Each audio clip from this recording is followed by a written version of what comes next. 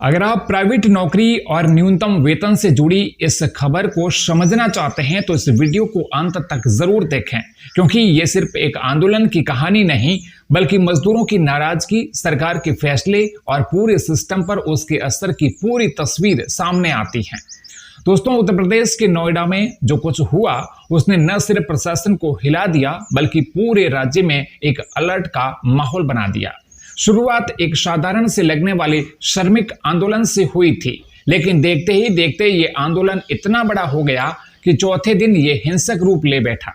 सोचिए, जब हजारों की संख्या में मजदूर सड़कों पर उतर आते हैं तो ये सिर्फ एक विरोध नहीं होता, ये संकेत होता है कि कहीं न कहीं सिस्टम में कोई बड़ी कमी रह गई है। नोएडा में भी कुछ ऐसा ही हुआ। मजदूरों का आक्रोश इतना बढ़ गया कि उन्होंने करीब 400 कंपनियों में तोड़फोड़ की, उन्हें जबरन बंद कराया और करीब 1000 वाहनों को नुकसान पहुंचाया। कई जगह आगजनी की घटनाएं भी सामने आई। स्थिति इतनी गंभीर हो गई कि पुलिस को भी हस्तक्षेप करना पड़ा। आंसू गैस के गोले छोड़े गए, भीड़ को काबू करने की कोशिश की गई, लेकिन इस दौरान कई पुलिसकर्मी भी घायल हो गए, जिनमें एक सब इंस्पेक्टर भी शामिल हैं। करीब 60 से ज्यादा लोगों को गिरफ्तार किया गया और 250 से अधिक श्रमिकों को हिरासत में लिया गया है। अब सवाल ये उठता है कि आखिर मजदूर इतने आक्रोशित क्यों हुए? दरअसल इसके पीछे सबसे बड़ा कारण है मजदूरी यानी वेजेस का मुद्दा। हाल ही में हरियाणा में श्रमिकों की मजदूरी बढ़ाई गई थी और इसी के बाद नोएडा और आसपास के क्षेत्रों के मजदूरों में भी उम्मीद जगी कि उनकी आय में भी बढ़ोतरी होगी। लेकिन जब ऐसा तुरंत नहीं हुआ तो असंतोष धीरे धीरे आंदोलन में बदल गया। स्थिति को बिगड़ता देख उत्तर प्रदेश सरकार हरकत में आई। मुख्यमंत्री योगी आदित्यनाथ के निर्देश पर एक हाई पावर कमेटी गठित की गई, जिसने पूरे मामले की जांच की और अपनी सिफारिशें दी। इसी के आधार पर सरकार ने एक बड़ा फैसला लिया। श्रमिकों की मजदूरी में करीब 21% की अंतरिम वृद्धि की गई। अब इसे थोड़ा आसान भाषा में समझते हैं। सरकार ने मजदूरी बढ़ोतरी को 3 श्रेणियों में बांटा है।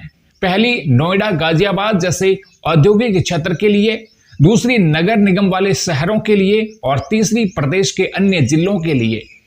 अगर हम नोएडा और गाजियाबाद की बात करें तो यहाँ अकुशल श्रमिकों का वेतन पहले लगभग 11,313 रुपए था, जिसे बढ़ाकर 13,690 रुपए कर दिया गया, यानी करीब 2,377 रुपए की बढ़ोतरी।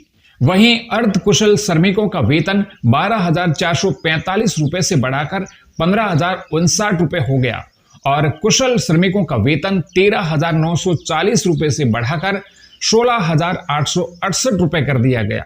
लखनऊ जैसे शहरों में भी वेतन बढ़ाया गया, लेकिन वहां ये दर थोड़ी अलग है। इसका मतलब यह है कि सरकार ने अलग अलग क्षेत्रों की आर्थिक स्थिति को ध्यान में रखते हुए ये निर्णय लिया है।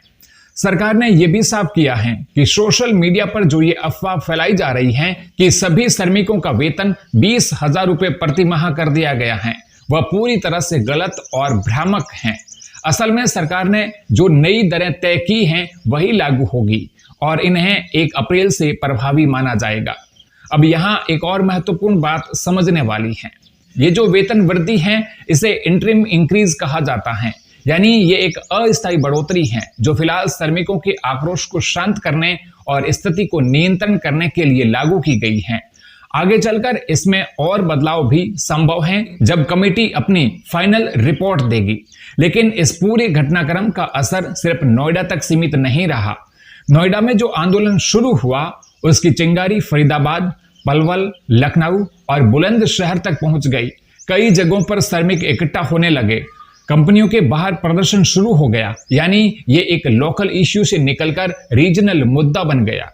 इस दौरान सबसे ज्यादा असर पड़ा आम लोगों पर, क्योंकि नोएडा, गाजियाबाद और दिल्ली के बीच भारी जाम लग गया। हजारों लोग घंटों तक ट्रैफिक में फंसे रहे। ऑफिस जाने, स्कूल के बच्चे और रोजमर्रा के काम करने वाले लोग ऑल गॉट अफेक्टेड। तो दोस्तों, इस पूरे घटनाक्रम में 3 बातें ध्यान रखने वाली हैं। सबसे पहली बात, अगर किसी वर्ग की समस्या को समय रहते नहीं सुना जाता तो वह धीरे धीरे एक बड़े संकट में बदल सकती है। मजदूर वर्ग हमारी अर्थव्यवस्था की रीढ़ है और अगर वही असंतुष्ट हो जाए तो इंडस्ट्री से लेकर के ट्रांसपोर्ट तक सब कुछ प्रभावित होता है। दूसरी बात, सरकार को हमेशा ग्राउंड रियलिटी पर नजर रखनी चाहिए, केवल कागजी आंकड़े काफी नहीं होते, असल स्थिति क्या है ये समझना बहुत जरूरी है। और तीसरी बात, सोशल मीडिया पर फैलने वाली अफवाहों से सावधान रहना बहुत जरूरी है, क्योंकि कई बार गलत जानकारी स्थिति को और ज्यादा बिगाड़ सकती है। अब देखना यह होगा कि सरकार का यह फैसला कितना प्रभावी साबित होता है।